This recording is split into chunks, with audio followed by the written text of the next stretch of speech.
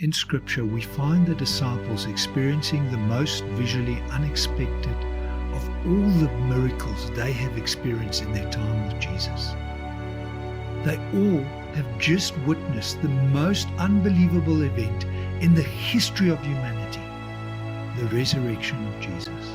He again shared meals with them, taught them the Scriptures, and were again their companion.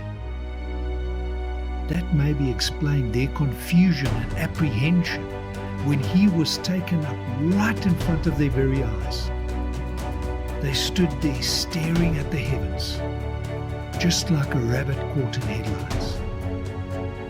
2 angels came to tell the disciples to pull themselves together and follow the instructions and mission that Jesus gave them. They saw what happened, but they wondered, why did it happen?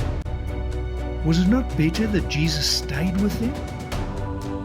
Don't we also sometimes reminisce on how great it would have been if we could walk with Jesus and talk with Jesus during his time on earth? Do we not also sometimes wonder, was his ascension necessary?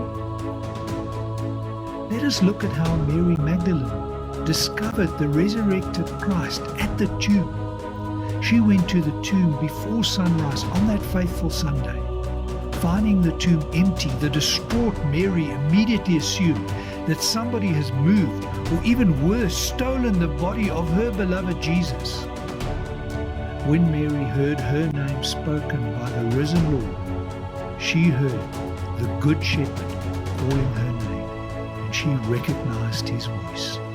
In her ecstasy, she grabbed hold of her beloved teacher.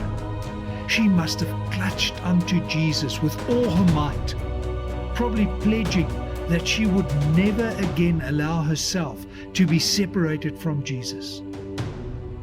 She undoubtedly saw how her old experiences with Jesus could be revived now that he's alive. She could see him, hear him, and be in close contact with Jesus, just like before. Then Jesus tells her to stop clinging to him because he has to return to the Father. Why would Jesus say that? In fact, during an intense teaching session in the upper room, moments before he would give his life for his sheep, Jesus told his disciples that it is better for them that he leave them. Jesus is in fact telling Mary the same thing, that it's better for her that he returns to his Father. She must have wondered why he would say such a thing, because then she can have an even deeper, loving relationship with him. He is preparing her and the disciples for something greater, since he will now never leave nor forsake them. Jesus was indicating to her that he will in the future not just be with her physically when they are together in the same space, but that he will now take residence in her heart. There is a coming intimacy and fellowship that she has not experienced before.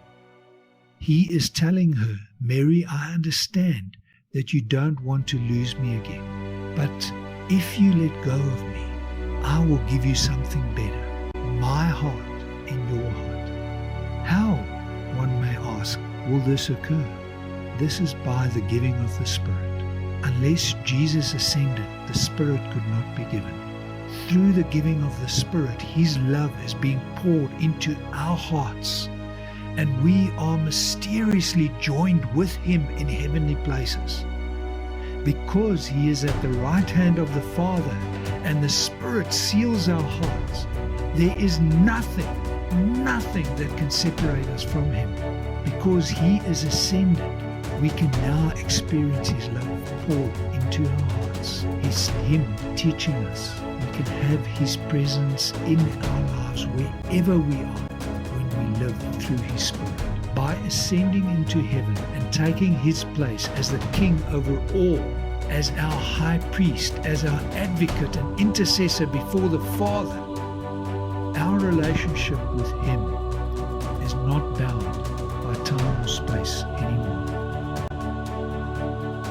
We all, at all time, can experience the reality of God's intense love and a very personal relationship with God. Jesus is now not only very present in our lives, but He is very powerful. He controls all. Think of Him as the executive director of all of history and the conqueror of all enemies. He is steering history for our benefit until He comes for us so that we can spend eternity with Him. He is working all things for the good of everybody He shares this loving relationship with. By ascending, He has also secured our forgiveness so that we can have unfettered access to God.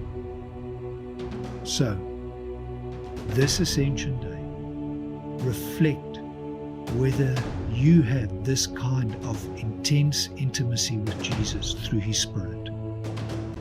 Do you have the peace of mind that He is steering history so that you can spend eternity with Him?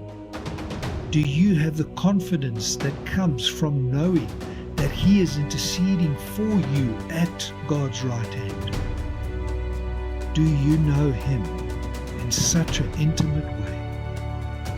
Ask the Spirit to reveal Him to you in such a way today.